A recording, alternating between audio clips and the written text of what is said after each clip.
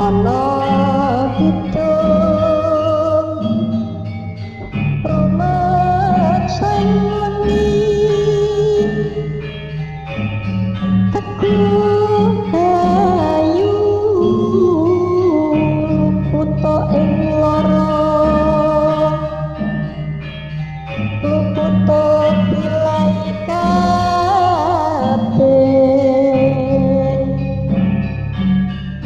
jin setan tatan purun paneluhan. Halo Sobat Pasar Horor PHC. Semoga kesehatan selalu berpihak pada sobat semua. Surip bergegas mematikan semua mesin adonan roti itu tanpa mematikan lampu penerangan. Ketakutan yang merasuki dirinya itu cukup beralasan. Dia kunci pintu pabrik itu, lalu berlari memberikan kuncinya ke pos satpam di pintu gerbang. Disusul dia segera buru-buru menuju ke mesnya.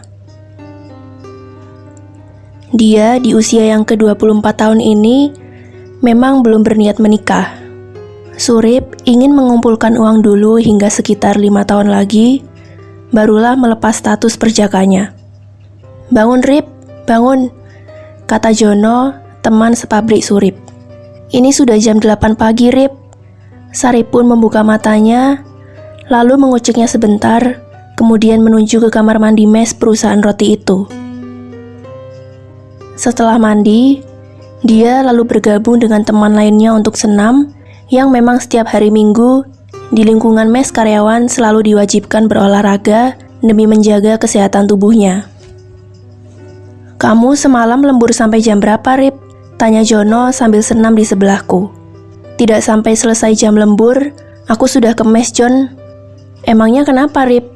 Mesin macet?" "Bukan, aku melihat kuntilanak di dekat mesin pengaduk adonan.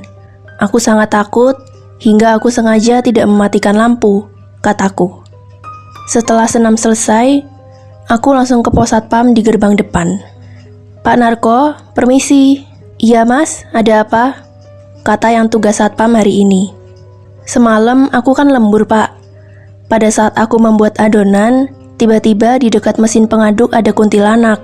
Aku sangat kaget, sedetik kemudian aku matikan mesinnya, aku langsung lari keluar tanpa aku matikan listriknya," kataku. "Oh iya mas, semalam sudah dimatikan oleh Pak Anggit," jawab Pak Narko. "Baik pak, terima kasih." Lalu aku balik ke mes yang berjarak 100 meter dari bangunan pabrik. Pabrik ini masih di dalam kota Tangerang Barat, tapi walau begitu sangat mudah jika mau ke Jakarta karena banyak angkot dan bis kota hampir selama 24 jam. Ke mall juga dekat, hanya sekali naik angkot. Jadi kami yang di mes ini tidak sampai jenuh dalam bekerja. Di sini ada 2 bangunan mes, masing-masing mes dihuni sebanyak 40 karyawan. Di jam-jam istirahat, di depan pagar pabrik selalu ramai orang jual berbagai makanan, menjadikan aku betah bekerja di pabrik ini.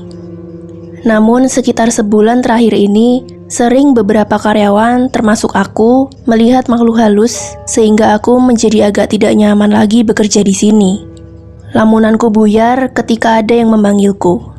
"Sarip, kamu besok masuk pagi atau siang?" tanya Sutar. "Masuk pagi Tar," jawabku. "Oh, kirain masuk siang. Jadi paginya bisa nemenin aku ke Blok M." "Ya udah Rip, lain waktu ya." "Oke Tar," kataku. Aku kembali memejamkan mata di tempat tidurku. Sekitar jam 1 siang, keadaan mes sangat sepi karena kalau Sabtu sore banyak yang pulang ke rumah masing-masing dan baru balik ke mes antara nanti malam atau besok pagi. Aku bangkit dari tempat tidur menuju ke kamar mandi karena sudah nahan pipis dari tadi. Aku pun keluar menuju halaman belakang. Belum nyampe di halaman, aku mendengar pintu kamar mandi ditutup dari dalam. Aku kaget sambil berkata, "Siapa ya di dalam?" Tidak ada jawaban. "Halo, siapa ya di dalam kamar mandi?" Sambil aku ketuk pintunya. Tetap tidak ada jawaban, tapi pintu itu perlahan terbuka. Astagfirullah, telah berdiri satu sosok hitam tinggi besar dengan kilatan mata merah saga, Bulu kuduku langsung berdiri, tubuhku gemetaran. Mau lari masuk kembali ke mes, namun terhalang oleh makhluk itu, aku pun lari ke arah kebun belakang mes. Aku mengitari mes itu biar sampai ke depan mes. Ketika aku belok ke arah samping mes, di situ sudah berdiri makhluk hitam itu lagi. Aku sudah terpojok, aku pasrah, lalu makhluk itu meraih tubuhku, dan ketika aku mau dibantingnya, aku kaget hingga terbangun dari mimpiku. Ternyata aku tadi itu bermimpi. Ketika aku rasa-rasakan, kenapa tubuhku jadi sakit semua ya? Pikirku dalam hati. Aku bangkit perlahan dari tempat tidur, lalu berjalan ke kamar mandi. Aku jadi agak takut, mungkin pengaruh mimpiku tadi. Setelah lega melepas yang kutahan tadi, aku pun keluar, tapi aku sungguh kaget sekali. Di dekat pintu itu, ada makhluk tinggi besar hitam legam dengan matanya berwarna merah saga telah berdiri di situ. Spontan aku berlari ke halaman belakang. Sesaat aku teringat di mimpi tadi mirip seperti ini. Kalau tadi aku belok ke kanan lalu ke kanan lagi, sekarang aku belok kiri lalu ke kiri lagi. Saat di belokan kedua, aku kembali dikejutkan dengan satu sosok pocong dengan kain kafan berwarna hijau tua. Aku tidak mau ambil resiko. Aku balik badan, lalu berlari ke arah samping kiri gedung. Ternyata tidak ada makhluk tinggi besar seperti saat mimpi tadi. Aku terus berlari hingga di pos depan, tapi pos dalam keadaan kosong. Dengan nafas yang masih tersengal, aku berjalan kembali ke arah mesku. Di dalam sudah ada Jono sambil tiduran. Aku pun menuju ke tempat tidurku, kemudian aku rebahkan tubuhku di kasur. Kira-kira 1 menit aku baru nyadar, bukankah sehabis senam tadi itu, Jono langsung pulang ke rumahnya? Kenapa ini tadi sudah ada tiduran di situ ya? Aku jadi makin merinding mengingat hal tersebut. Ku tengok HP-ku, sekarang jam 3 lebih. Hatiku makin terasa tidak enak, dan benar saja, ketika aku tengok ke arah tempat tidur Jono, ternyata kosong. Mending aku ke pos saja dulu sambil menenangkan pikiran. Di pos satpam sudah duduk 2 orang yang bertugas di shift kedua ini, Pak Kris dan Pak Herman. Kok sendirian aja mas? Tanya Pak Kris. Iya pak, tadi 2 rekanku yang biasanya di mes akhirnya pulang, kataku. Oh gitu, ya udah sini mas, duduk di sini, kata Pak Kris sambil menggeser duduknya agar aku duduk di situ juga. Gimana mas? Kerasan kerja di sini? Tanya Pak Herman kepadaku. Sebenarnya kerasan sekali pak, tapi akhir-akhir ini aku kerap diliatin makhluk halus, kataku yang membuat mereka berdua terdiam. Pak Herman dan Pak Kris sudah pernah ditemui makhluk halus di sini? Tanyaku.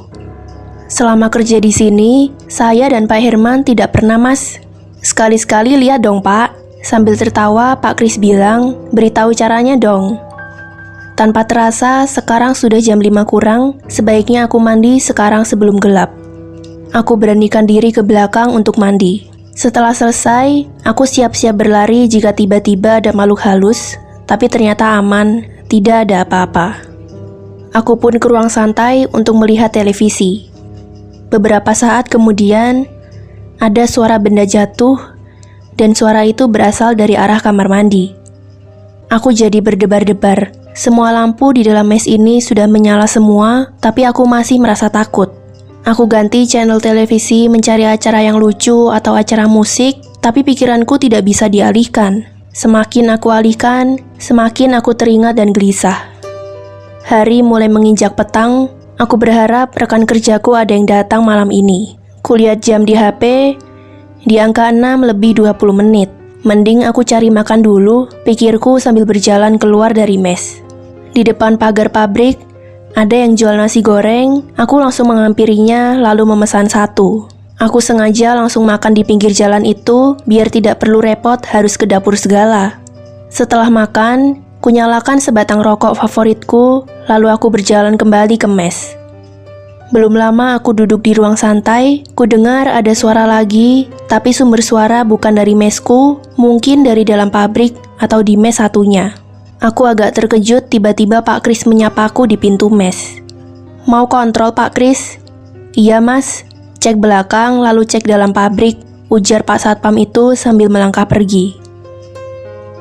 Sekitar jam 7 aku mendengar ada langkah kaki dari arah depan mes. Aku mikirnya, paling Pak Kris atau Pak Herman lagi kontrol berkeliling. Suara itu berhenti, kemudian muncul lagi dan tidak kusangka rekanku Sutar mendadak sudah di dekatku. Waduh Tar, aku sampai kaget. Jono mana? Tanyaku padanya. Jono mungkin tengah malam nanti atau besok pagi, jawab Sutar dengan suara yang parau. Aku berpikir, bisa jadi dia sakit atau kenapa kok suaranya berubah. Tapi sudahlah, aku tidak mau berpikir yang seram-seram. Duduklah Tar, kamu udah makan? Dia menjawab hanya dengan anggukan kepala. Kulirik wajahnya, terlihat agak pucat, berarti benar dia lagi sakit. Tar, kamu sakit ya? Aku masih punya obat flu, mau? Tanyaku sambil melihat televisi.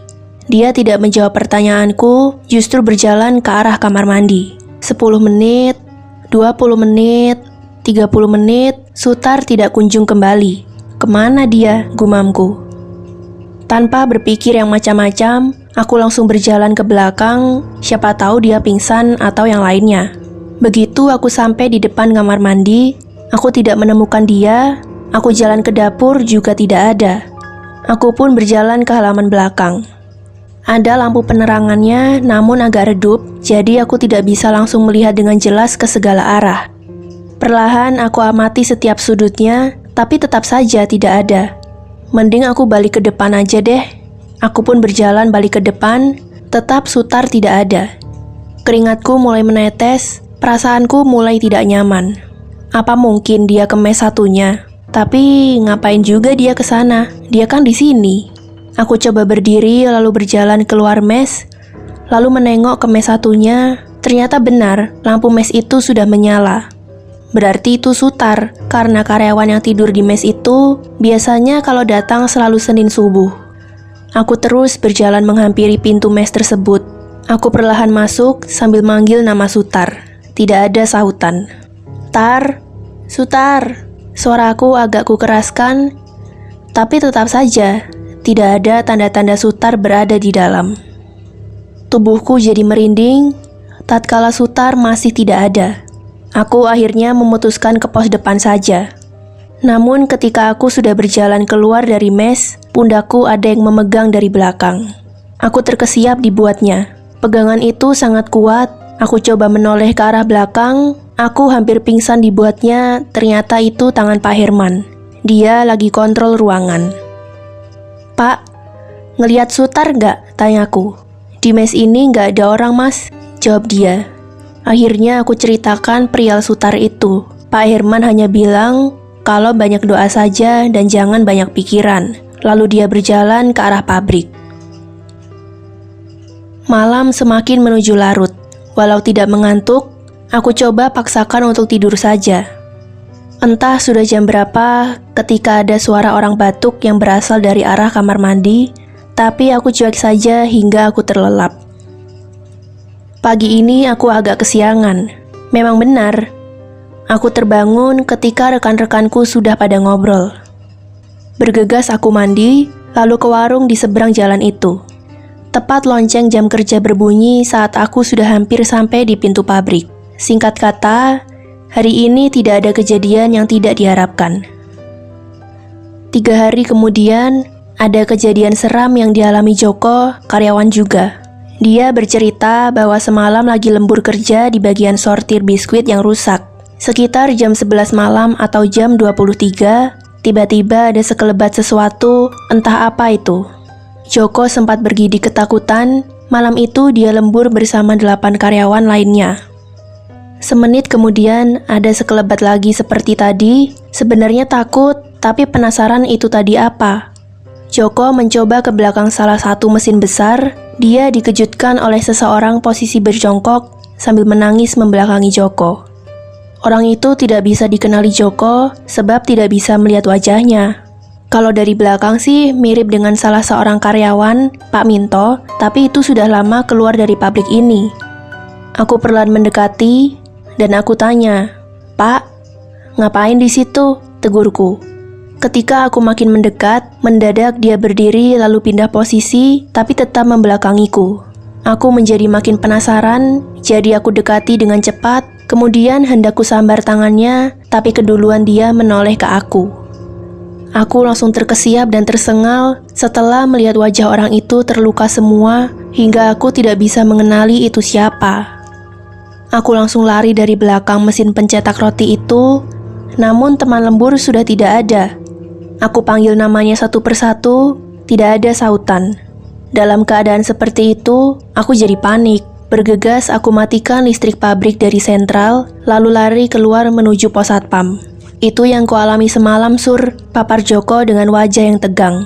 Apa kamu sudah tanyakan tadi ke teman lemburmu kalau semalam itu pada kemana? Tanyaku. Sudah, mereka bilang semalam itu justru mereka tidak menemukan aku hingga jam lembur berakhir. Ya udah Jok, aku ke pabrik dulu ya, sampai nanti. Iya Surip, hati-hati, katanya. Sorenya, aku duduk-duduk di beranda mes atau biasa disebut ruang santai sambil memakan kacang. Di ruang itu ada Sutar, Jono, dan Kanip. Surip, besok malam aku ada jadwal lembur, kata Sutar. Sama aku juga besok, kataku. Kalau jadwalku, lembur 2 hari lagi, celetuk Jono sambil mengisap rokoknya yang tinggal setengah itu. Akhir-akhir ini, kenapa jadi ada penampakan hantu ya? Kata Kanip sambil matanya tertuju ke televisi. Bener Nip, harus ada usaha untuk mencari solusi, kata Jono. Tiba-tiba terdengar suara tabrakan di jalan depan. Kami semua berhamburan keluar untuk melihatnya. Ternyata benar, ada mobil menabrak mobil lain yang lagi parkir di pinggir jalan. Untungnya, driver hanya luka memar sedikit. Menurut pengakuan drivernya, dia kaget setelah tiba-tiba ada pocong yang nyebrang jalan dari pabrik kecap ke pabrik biskuit itu. Setelah polisi mengurus insiden tersebut, barulah aku dan teman sepabrik kembali ke tempat masing-masing. Jam sudah menunjukkan di angka 6 petang, aku kembali mengobrol dengan rekan kerjaku di ruang santai. Jangan-jangan itu ya jawabannya kalau akhir-akhir ini di sini jadi berhantu. Mereka datang dari pabrik di seberang jalan, kataku pada Jono, Sutar, dan Kanip. Bisa jadi Rip, kata Sutar. Aku pun jadi menceritakan kejadian di mes hari Minggu yang lalu. Semua tampak bengong dan cemas, jadi aku segera mengalihkan topik biar mereka tidak takut. Aku mau makan sekarang, siapa ikut? Ajakku. Kami berempat jalan ke warung depan sambil masih cerita-cerita. Singkat kata, sekitar jam 10 malam, semua sudah di tempat tidur masing-masing sambil menyongsong rasa kantuk tiba. Mungkin 10 menit kemudian, Sutar menuju ke kamar mandi. Suara derit pintu kamar mandi berpadu dengan sepoinya angin malam yang menembus ruang melalui jendela-jendela kecil yang tidak terkunci. Tidak lama, Sutar kembali ke pembaringannya. Hanya berselang 2 menit, terdengar bunyi derit pintu lagi, dan jelas itu pintu kamar mandi. Demit itu mulai berulah lagi, pikirku. Sebentar kemudian, Sutar datang dari belakang menuju ke tempatnya. Buset, Sutar ada 2. Benar begitu, ternyata aku salah. Setelah 2 menitan, suara derit pintu itu berbunyi lagi, lalu muncullah Sutar dari arah kamar mandi menuju tempat tidurnya. Tubuhku makin menggigil. Kejadian yang sama persis telah terulang sampai 3 kali. Mungkin karena capek, aku pun tidak ingat lagi. Besok malamnya, aku, Sutar, Kanip, Tio, dan 2 rekan lainnya masuk lembur jam 7 sampai jam 2 dini hari. Seperti biasa, kami mengerjakan tugasnya masing-masing. Aku di bagian peracik adonan, sekaligus mengoperasikan mesin pengaduknya yang cukup besar itu. Samar-samar aku mendengar orang mendengkur. Masa salah satu temanku tidur di dalam pabrik sih? Sepertinya bukan.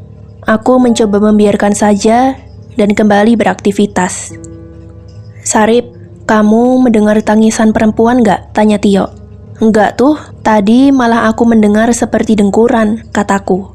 Kalau bisa dibiarkan saja yuk, tambahku pada dia. Memang tidak mudah dengan istilah biarkan saja. Sesuai yang Pak Kris pernah ajarkan, jika sekiranya ada sesuatu yang berhubungan dengan makhluk halus, hendaknya dibiarkan saja. Dan ternyata benar kataku, tidak bisa hanya dengan membiarkan karena tergantung mentalitas yang menjalaninya kan. Tiba-tiba aku mencium bau wangi. Antara wangi bunga dengan wangi parfum, lambat laun wangi itu semakin tajam, seolah-olah sumber bau itu tidak jauh dari aku berdiri sekarang. Bulu kuduku sudah berdiri, sementara bau wangi yang menyengat ini masih saja ada. Tanpa sengaja, sudut mataku menangkap sesuatu yang bergerak pelan di belakang mesin pengaduk itu. Aku tarik nafas dalam-dalam dan terus mencoba untuk tetap berkonsentrasi bekerja. Namun hal lain justru mengganggu pikiranku. Mesin pengaduk itu berhenti secara tiba-tiba. Ada-ada saja, pikirku. Aku coba mengecek pada sekring utama yang berfungsi sebagai pengaman mesin pengaduk. Kulihat tidak ada masalah. Aku berjalan ke stop kontak listrik yang menghubungkan dengan steker kabel power mesin. Siapa tahu terbakar atau konslet. Dan ternyata steker itu telah lepas dari lubang stop kontaknya. Kok bisa ya? Pikirku heran. Aku segera menancapkan steker itu pada tempatnya dan benar saja mesin itu bergerak lagi. Lega hatiku setelah tahu penyebabnya, tapi sedetik kemudian aku sangat terkejut hingga tanpa sadar aku memekik karena di sebelah kananku sudah berdiri pocong dengan wajah yang rusak parah. Jantungku berdetak kencang dan sebentar kemudian aku tidak ingat apa-apa. Surip. Sekilas aku merasa ada yang memanggilku. Kubuka mataku perlahan sambil menahan kepalaku yang terasa berat itu. Di sekelilingku sudah ada 2 orang satpam, Pak Narko dan Pak Samsudin, juga ada rekan-rekan kerjaku. Mas Surip semalam pingsan saat lembur, diketemukan oleh Mas Tio, kata Pak Narko. Sudah ya Mas, saya kembali ke pos jaga, ujar Pak Narko lagi.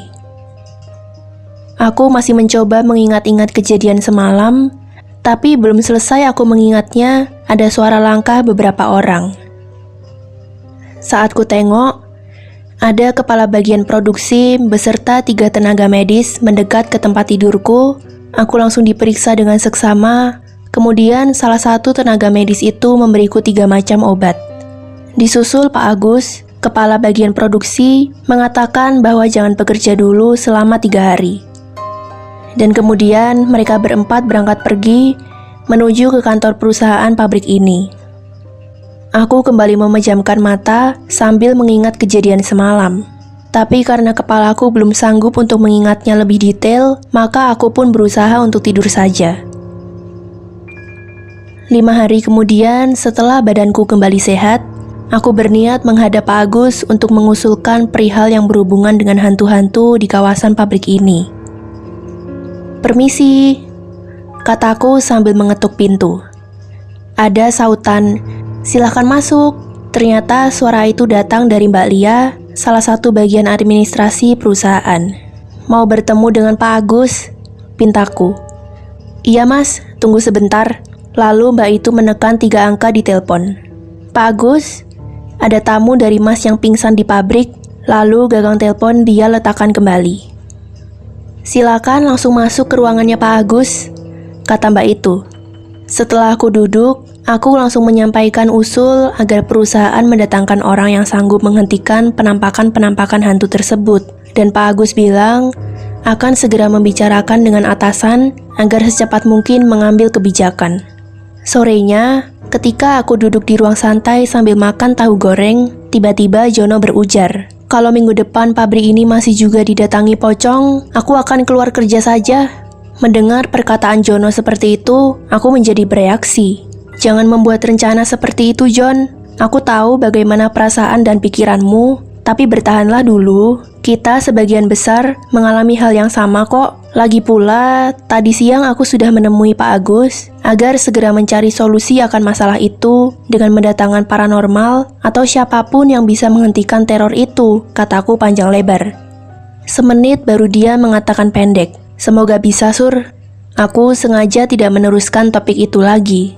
Aku dan Jono hanya menonton televisi saja tanpa ada kata yang terucap. Tiba-tiba ada suara langkah orang mendekat. Mas, permisi.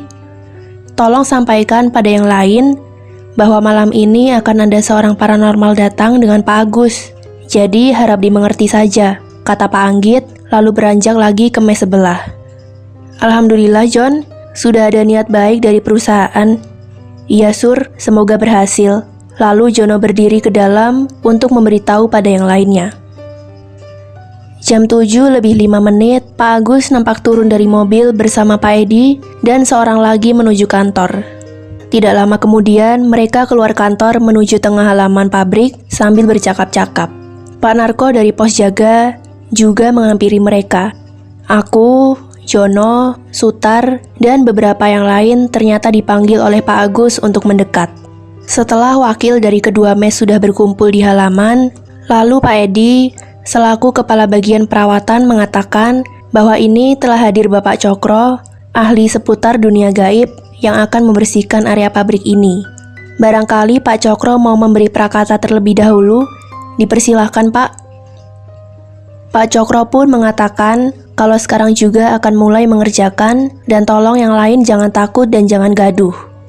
Saya minta seorang satpam mendampingi saya agar lebih nyaman karena saya akan masuk ke semua bangunan di lingkungan pabrik ini. Tanpa menunggu waktu, Pak Cokro menuju kantor diikuti Pak Narko. Sementara lainnya tetap berdiri di halaman pabrik, termasuk semua satpam. Ada Pak Anggit, Pak Kris, Pak Samsudin, Pak Dodo, dan Pak Herman. Sekitar 15 menit, mereka berdua keluar dari kantor menuju ke dalam pabrik. Mulai terdengar suara geraman, disusul suara seperti benda berat yang jatuh, samar-samar juga terdengar suara Pak Cokro merapal suatu mantra. Dalam sekejap, terlihat di dalam pabrik ada asap putih, disusul lesatan 4 objek berwarna merah dari dalam pabrik, melesat keluar ke arah langit dan menghilang. Rupanya Pak Anggit tanggap. Dia bergegas ke pos, lalu kembali sambil membawa 2 botol air mineral menuju ke dalam pabrik, siapa tahu Pak Cokro membutuhkan. Sekitar 30 menit kemudian, mereka berdua berjalan ke mes pertama, lalu masuk. Hanya semenitan berselang, terdengar suara perempuan terkekeh, cukup ngeri kedengarannya. Semua karyawan yang menempati mes pertama kelihatan sangat cemas dan tertekan. Suara perempuan itu baru berhenti ketika ada suara ledakan kecil disertai percikan api. Pak Cokro membutuhkan waktu sekitar 10 menit untuk di dalam mes tersebut, baru kemudian berjalan ke arah mes kedua. "Mes kita, John," bisikku pada Jono. Sekitar 5 menit berselang, tiba-tiba keluarlah dari samping mes 5 makhluk hitam tinggi besar bergerak menuju ke pabrik yang berada di seberang jalan itu. 10 detik kemudian, melesat 3 bola api dari dalam mes, mengarah ke langit lalu menghilang. Tidak lama, Pak Cokro keluar mes menuju ke arah Pak Agus dan Pak Edi. Ini sudah beres, dan seandainya sewaktu-waktu muncul lagi, tolong segera hubungi saya, ini nomor HP saya, kata beliau. Akhirnya, Pak Cokro, Pak Agus, dan Pak Edi berangkat pergi, dan kami pun bubar menuju ke tempat masing-masing. "Nip, malam ini pabrik ada yang lembur nggak ya?" tanyaku pada Kanip. "Malam ini ditiadakan aktivitas malam sampai hari Jumat, Senin depannya mungkin baru normal lagi. Semoga mulai sekarang tidak ada lagi perhantuan di sekitar pabrik ini," celetuk Jono yang raut mukanya masih menampakkan keraguan. Benar juga, tiba-tiba dari arah belakang ada suara derit pintu kamar mandi. Kami semua kembali tegang. Sebentar kemudian Sutar nongol dari belakang sambil tersenyum. Akhirnya disusul tawa semua karyawan di mes ini. Terima kasih sudah menyimak sampai selesai. See you soon on the next story. Bye.